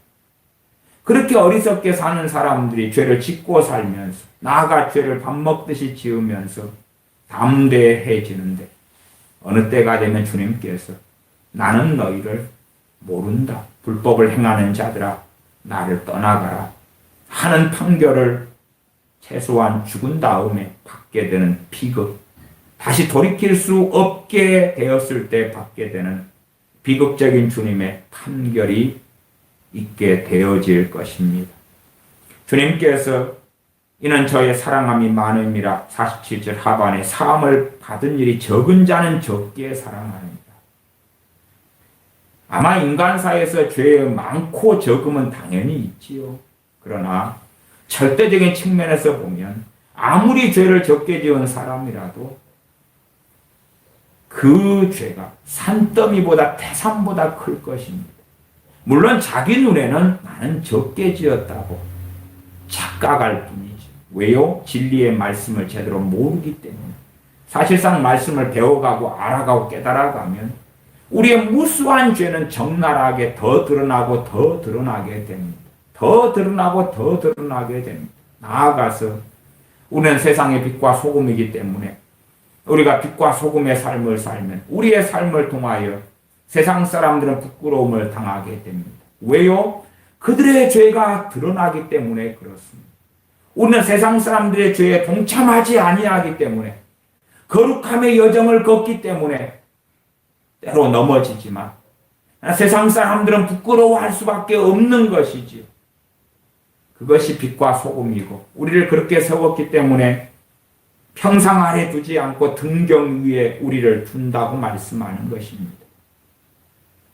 등경을 위에 두는 거예요. 위에 두어서 그 빛이 비치게 하는 것이다 그 말이죠. 그러한 빛, 그러한 소금으로 우리를 부르셨다는 것이지요. 그런 사람들이 주님을 많이 사랑함을 알 수가 있습니다. 이 여자에게는 내 죄사함을 얻었느니라 말씀하시면서 50절에 내 믿음이 너를 구원하였으니 평안히 가라. 죄사함을 얻었느니라 확언하시고 이 여자의 모든 삶에 대하여 이 여자가 주님을 사랑하였기 때문에 그렇습니다. 우리가 주님을 사랑하면 우리의 죄가 사해지고 용서받는 것을 실제적으로 누리게 될 것이고 하나님과의 관계는 살아나게 될 것입니다. 우리는 쉽게 이런저런 것들의 사랑에 빠집니다. 물질적인 것의 사랑에 빠지기도 합니다. 아이라면 게임기에 빠지고 드라마에 빠지고 영화에 빠지고 혹은 어떤 운동에 빠지고 그래서 사랑에 빠진다는 것이 어떤 것인지를 알겠지요. 우리는 주님과의 사랑을 튼튼하게 해야 됩니다. 그 사랑을 튼튼하게 하려면 우리의 죄가 더 말씀을 통하여 비춰지고 그 죄에 대하여 죄가 드러나면 드러날수록 내 죄를 위하여 죽으신 주님을 사랑하게 되어져야 됩니다. 어떤 어리석은 사람들은 자신의 죄의 문제를 자신의 힘으로 닦아내려고 하는데 그것은 얼룩소가 흰소가 되기를 바라는 것 이상의 어리석은 점입니다. 머리카락 한 터럭도 희고 검게 할 수 없고 또한 흑인이 자기 몸을 백인으로 만들 수 없는 것처럼 검어진 또한 타락한 우리 자신을 주님이 아니고서야 거룩하게 깨끗하게 만들 수 없습니다. 그러므로 우리에게는 주님의 십자가의 복음이 주님 배울 때까지 주님의 죽으심을 증거하라고 하시는 것처럼 우리 인생이 마칠 때까지 십자가의 복음은 우리의 심장이 되어야 하고 우리의 가슴을 뛰게 하는 것이 되어져야 합니다. 그러나 주님의 복음을 이론 속에 망각 속에 집어던지고 동의적인 믿음 속에 집어던지고 나면 우리의 신앙과 믿음의 생명은 사라지고 그에 따라 성령님의 역사하심과 은혜 주심과 붙드심과 함께하심과 영원한 하나님의 말씀의 능력과 권능도 사라지게 됩니다. 우리 각자가 어떻게 죄를 발견하고 주님 앞에 섰는가 엎드렸는가 그에 따라서 우리가 주님을 사랑하는 정도가 달라지게 됩니다. 고린도전서 11장 말씀입니다. 고린도전서 11장입니다. 고린도전서 11장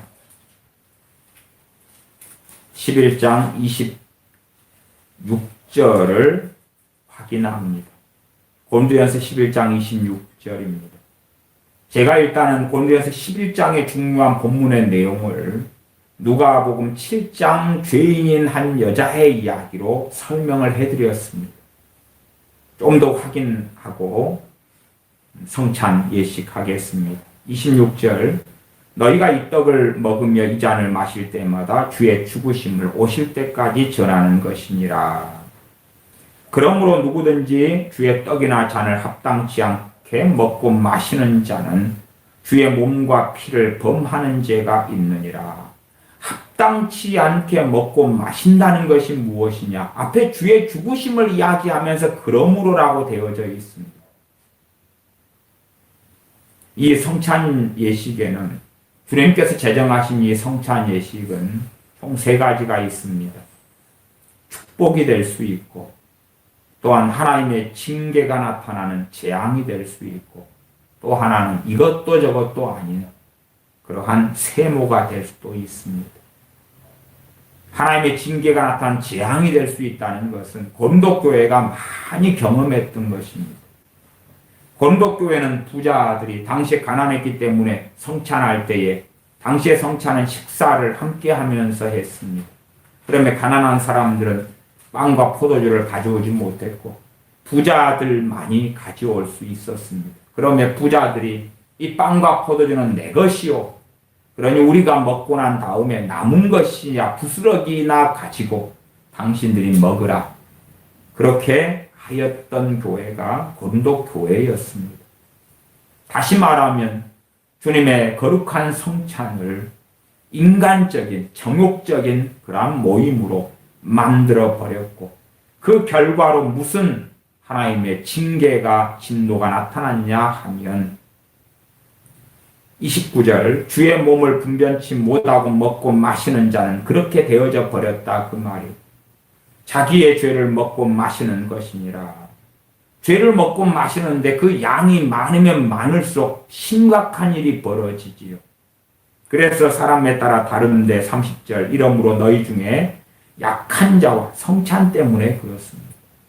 이 성찬이라는 건 그래서 그렇게 중요하면서 조심하고 주의해야 하는 것입니다.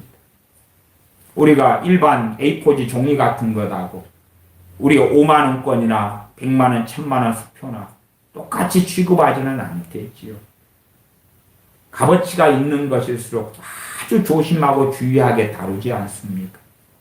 고려 백자나 청자가 있다. 값어치가 뭐 몇천 몇억 한다 그러면 얼마나 조심하고 주의하게 다루겠습니까? 그런 것 이상 상상할 수 없는 것이 주님의 성찬이다 그 말입니다. 그러나 그것을 형식적이 되어져서 그래서 그냥 그저 그런 것으로 만들어버리고 믿음으로 행하지 아니하면 우리에게 주신 이 축복의 떡과 축복의 잔이 아무것도 아닌 것이 되거나 한 걸음 나아가서 그 성찬을 통하여 죄를 짓는다면 비극이 된다 하는 것입니다.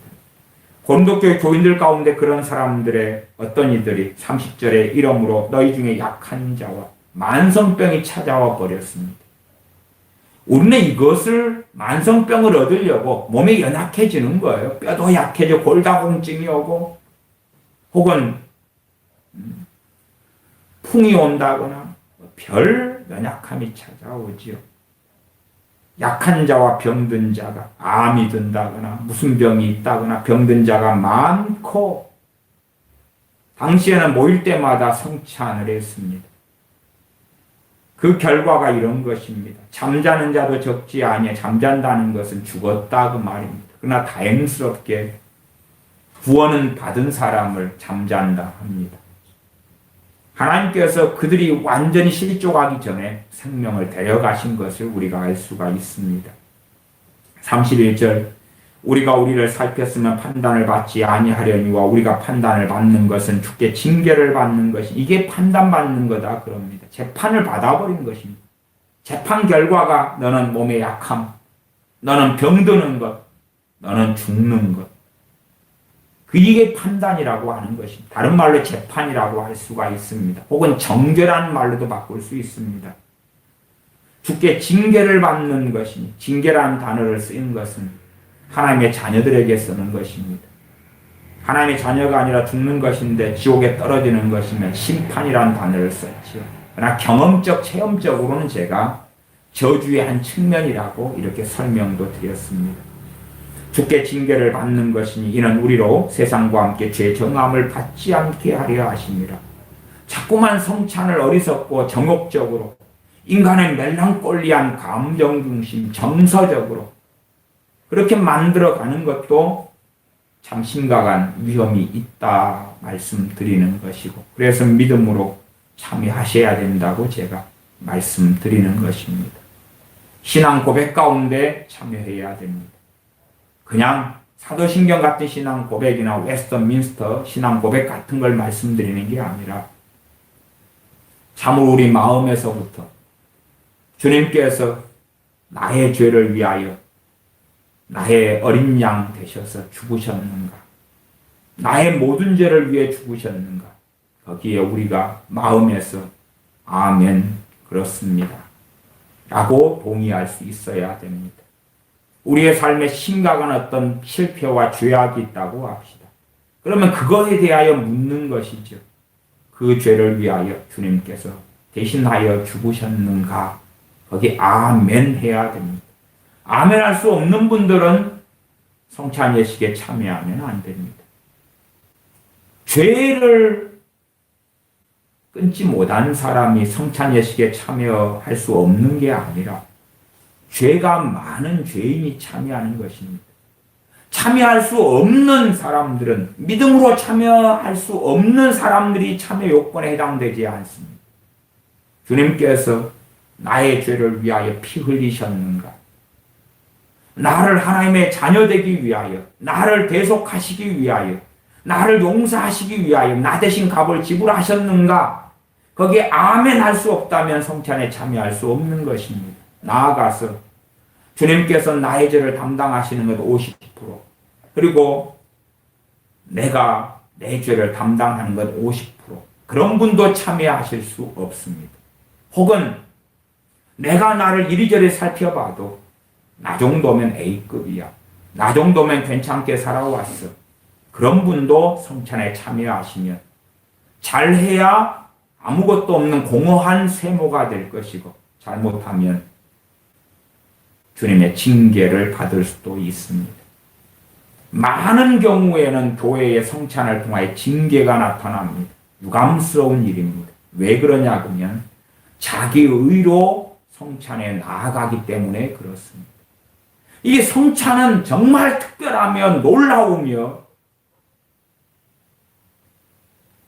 심각한 신비가 담겨 있는 것입니다. 당연하게 이것은 우리에게 축복의 떡과 축복의 잔으로 주님이 주신 것이지 우리에게 진노와 징계가 나타나게 주신 것이 아닙니다. 우리에게 5억짜리 고려 청자 백자가 선물로 주어졌다고 합시다. 그러면 이제 5억이 내 것이 되었지요. 이 고려 청자 백자. 그러다가 와장창 깨지면 어찌 되지요?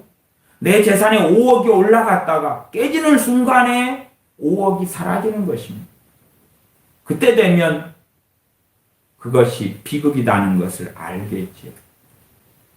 내가 집을 하나 선물로 받았습니다. 집 없는 내가 선물로 받았으면 얼마나 기쁘고 감사하겠습니까? 그런데 어느 날 집이 다 불타버렸습니다.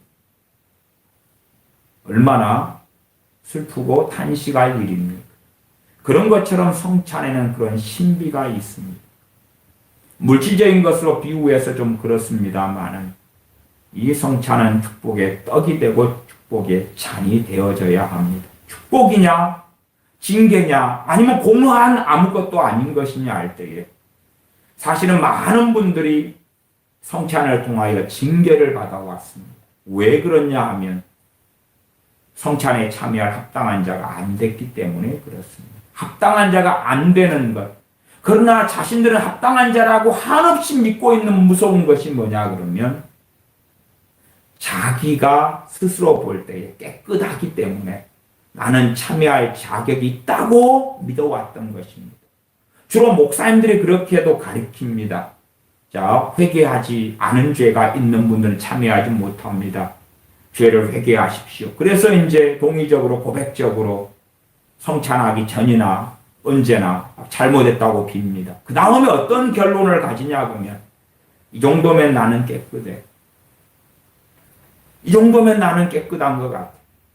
아니면 끊지 못한 죄가 있는 분은 참여하지 못합니다 할 때에 나는 참여할 만한 경건함과 거룩함을 가졌어. 그리고 자기를 보고 담대함을 가집니다. 성찬에 참여할 담대함은 내게서 나오는 것이 아닙니다.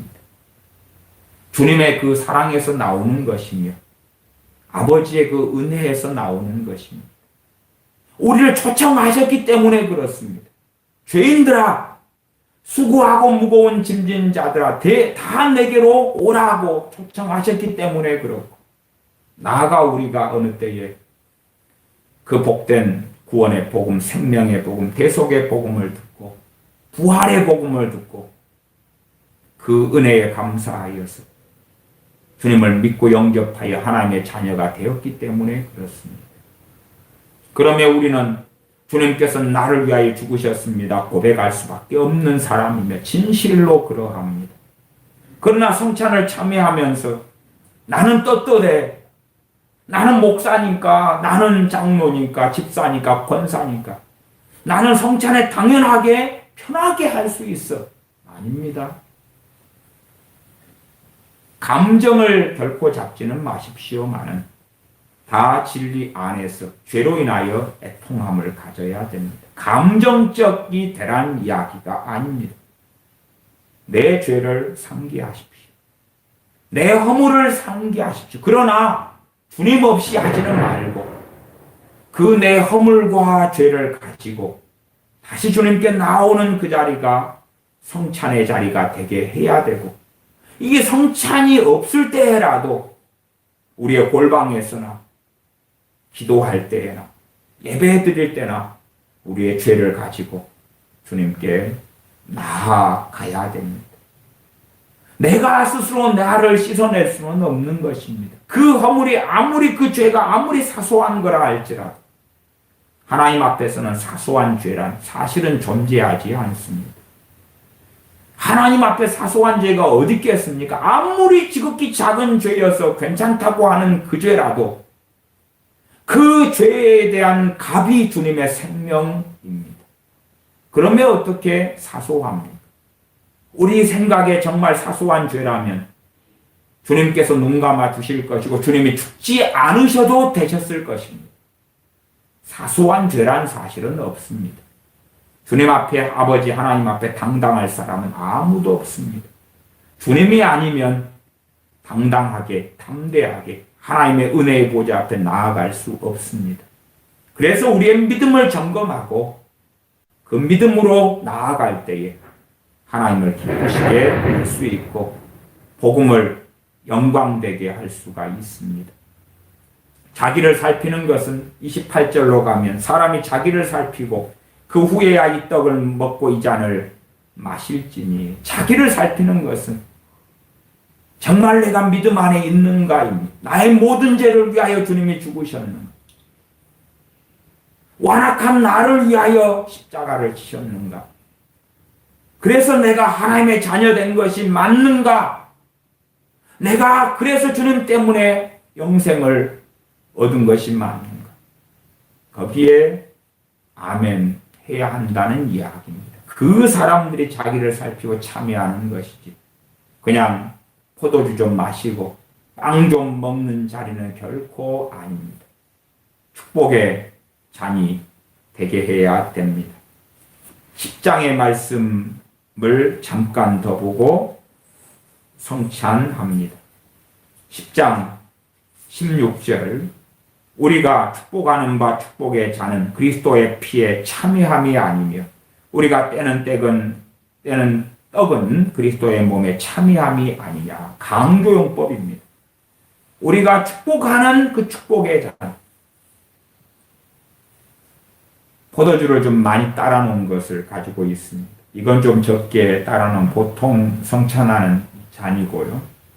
과거에는 이런 잔으로 많이 마시면서 성찬을 했던 것이지 요즘에 이렇게 간략하게 좀 바뀌었습니다만은 축복하는 바 축복의 잔이라고 그러죠. 축복하는 바 축복의 잔. 주님께서 성찬을 우리로 하여금 하나님의 징계 속에 들라고 우리에게 주신 것이 아닙니다. 축복하고 축복의 잔이 되게 하시려고, 그리스도의 몸에 참여하게 하시려고, 축복의 잔이든 축복의 떡이든 다 그러합니다. 11장 23절 말씀을 읽습니다. 내가 너희에게 전한 것은 주께 받은 것이니 곧 주 예수님께서 잡히시던 밤에 떡을 가지사 축사하시고 떼어 가라사대 이것은 너희를 위하는 내 몸이니 이것을 행하여 나를 기념하라. 최상의 신앙의 고백이 이것입니다. 주님께서 나를 위하여 그 몸을 주셨다는 것입니다. 그리고 우리는 빵을 먹으면서 그렇습니다 주님 고백하며 감사하는 것입니다. 주님께서 너희를 위하는 내 몸이다. 그리고 상징적으로 이 빵을 가지고 말씀하셨을 때 우리는 이 빵을 넘어서서, 떡을 넘어서서 주님의 몸을 바라보아야 됩니다. 물론 육적인 눈에는 보이지 않는다. 그러나 진리 안에서 정말 주님의 그 몸이 나를 위하여 찢기신 바 되었고, 나를 위하여 사람 몸을 입고 오셨고, 나를 위하여 그 몸을 죄의 싹스로 내어주셔서 내 죄를 용서하신 것이 맞습니다. 내 죄를 사하신 것이 맞습니다. 내 죄를 짊어지신 하나님의 어린 양이 되셔서 감사하며 찬양하며 죄송하며 또한 자유케 되며 기뻐합니다. 그래서 이 빵을 떼면서 진실한 신앙 고백 속에 우리가 들어가야 하고, 그런 사람이 자기를 살핀 사람입니다. 사도 바울이 내가 죄인 중에 괴수니라 고백합니다. 과거에는 죄인 중에 괴수였었다. 그러나 지금 아니야가 아니라 사도 바울로 헌신하며 생명을 주님께 바치는 그 사도 바울이 지금 내가 죄인 중에 괴수다. 그런 사람이 참으로 주님의 의를 덧입고 의인됨을 누리며 반면 또한 죄인으로서 끝까지 주님을 사랑하며 아버지를 경외할 수가 있습니다. 제가 떡과 잔을 위해서 기도하겠습니다. 아버지 하나님, 이 떡, 빵을 떼고 그리고 축복의 잔을 마시면서 주님의 죽으심을 첫째는 우리 자신에게, 또한 우리 자녀에게, 이웃에게, 형제에게 증거합니다. 주님께서 왜 우리 같은 죄인을 위해 죽으셨는지 그에 대해서 응답하도록 내게 요청하며, 내 자녀에게 요청하며, 내 부모 형제에게, 친구들에게 요청할 때에 그 은혜 속에 우리가, 우리 가정이, 우리의 이웃이 들어오게 하여 주시옵소서. 이 떡과 포도주를 통하여 주님의 축복의 잔과 축복의 떡이 되기를 원합니다. 우리의 죄가 깨끗게 되는 것을 누리게 하시고, 나의 구주로서 주님을 만나게 하시며, 나의 생명으로 만나게 하시며, 그러므로 주님의 피로 나를 사셨습니다. 내가 내 것이 아니라 주님의 것입니다 고백하는 진실한 믿음을 가진 사람들로 처음 사랑을 가진 주님의 사람들이 되게 하여 주시옵소서. 우리 주 예수님의 이름으로 기도하옵나이다. 아멘. 성경 25절, 11장 25절 읽습니다. 식후에 또한 이와 같이 잔을 가지시고 가라사대 이 잔은 내 피로 세운 새 언약이니 이것을 행하여 마실 때마다 나를 기념하라. 주님 자신을 기념하라고 말씀하셨습니다. 다시 상기하고 기억하고 왜 죽으셨는지, 주님의 피로 새 언약, 하나님과 이제는 내가 하나님의 백성이 되는, 내가 하나님의 자녀가 되는 그 영광 속에 들게 되었고, 새 언약의 당사자, 버림받은 사람, 버림받은 죄인이 아니라 이제는 은혜를 받은 죄인, 의롭게 된 죄인, 거룩해 된 죄인의 반열에, 비록 우리를 아무리 살펴도 죄밖에 없고 추해할지라도 우리가 그 자리에 선 그 은혜가 중보자 되신 주님 자신이 흘리신 피를 통하여 되어졌다고, 이 새 언약을 얻게 되었다고 말씀하십니다. 이 새 언약은 새로운 계약이죠.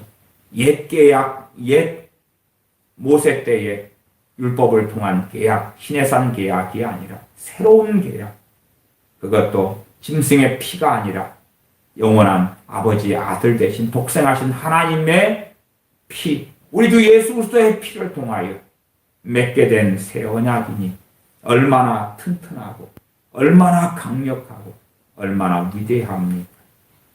이제는 분병하고 분잔하겠습니다.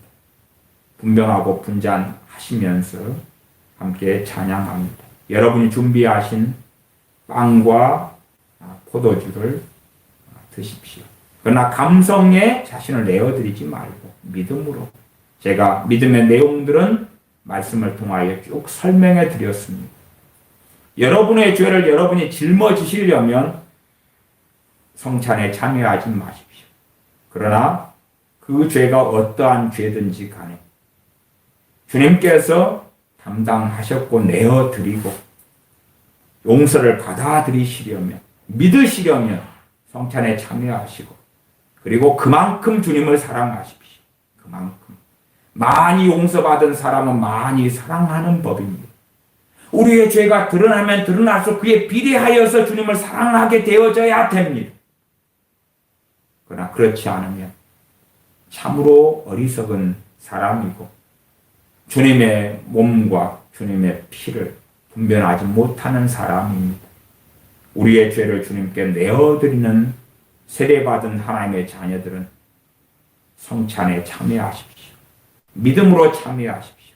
감성과 정서가 아니라 믿음으로 참여하시고 회개하시고 찬양하시고 애통해하시고 감사하시고 노래하고 춤추시고 주님을 사랑하십시오. 찬양합니다. 분병하고 분잔하시면서 찬양하십니다. 440장입니다. 찬송가 440장, 옛 찬송가 440장, 새 찬송가 387장입니다.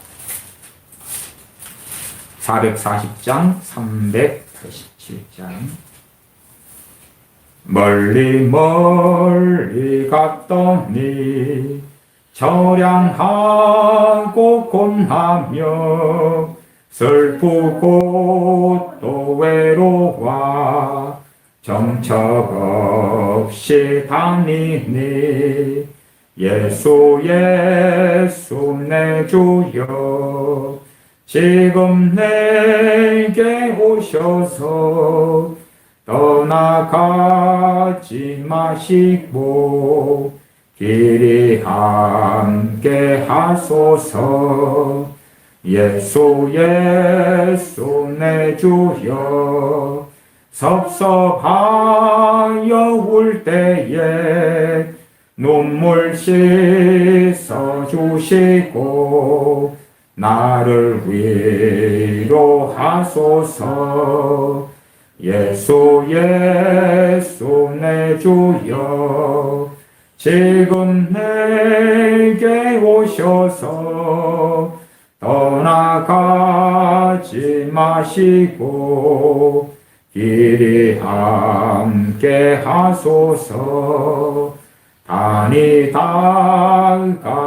때에 쓸쓸한 곳만 나도 홀로 있게 마시고 주여 보호하소서.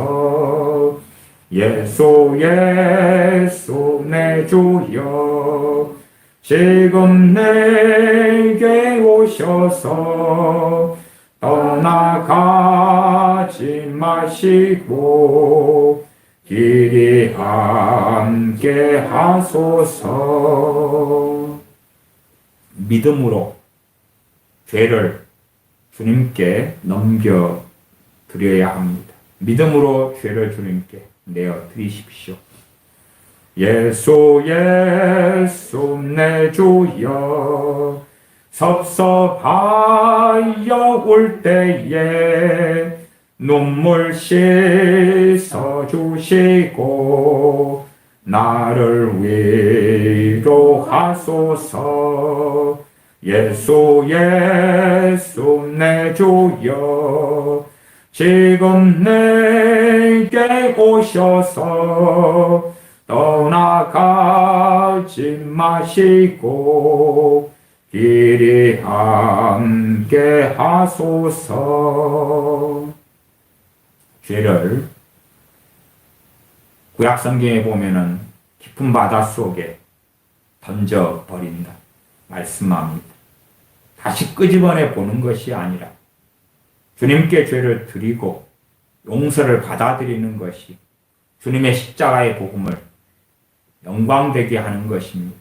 그러나 애통함은 가지셔야 됩니다. 또한 주님에 대한 처음 사랑을 가져야 됩니다. 그 은혜에 감사함이 있어야 됩니다. 주님의 용서를 또한 주님께 내어드린다는 것은 믿음으로 용서를 받아들이는 것이 그 다음에 이어져야 됩니다. 죄를 끄집어내보는 어리석은 사람은 태평양 바닷속에 던진 다음에 끄집어내는 사람처럼 어리석은 사람이 됩니다. 그러하면 주님 앞에 시인하고 인정하십시오. 그 죄가 어떠한 죄든지 주님께서 위하여 값을 지불하셨노라고 외치십시오. 그리고 주님을 사랑하십시오. 사함을 받은 것이 많은 사람은 주님을 더 사랑합니다. 단이 밝아실 때에 쓸쓸한 곳만 나도 홀로 있게 마시고 주여 보호하소서. 예수 예수 내 주여 지금 내게 오셔서 떠나가지 마시고 길이 함께 하소서. 마지막 3절. 단이 다가실 때에 쓸쓸한 곳만 나도 홀로 있게 마시고 주여 보호하소서. 예수 예수 내 주여 지금 내게 오셔서 떠나가지 마시고 길이 함께 하소서. 기도합니다. 아버지 하나님, 어리석은 사람은 주님께 죄를 내어드린 다음에 다시 회개하고 다시 회개하는 사람이 될 것인지, 우리가 주님께 죄를 내어드린 다음에 주님께서 그 죄를 기억지 아니하시리라. 주님께서 그 죄를 위하여 죽으셨노라, 값을 지불하셨노라 하는 생명의 복음에, 십자가의 복음에 아멘. 그렇습니다.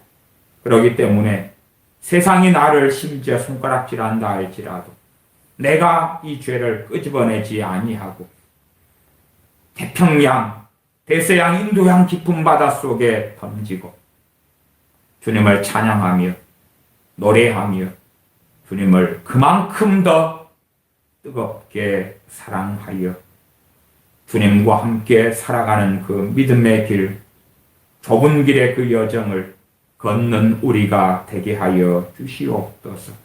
이 성찬을 통하여 축복의 떡과 축복의 잔을 마심으로 우리의 믿음과 성령 충만과 기도와 말씀의 큰 은혜를 우리에게 주시옵소서. 죄로부터의 자유함과 전능하신 아버지 하나님 앞에서 그 아들의 대속을 통하여 누리는 평화를 주님으로 인하여 누리게 하여 주시옵소서. 우리 주 예수님의 이름으로 기도하옵나이다.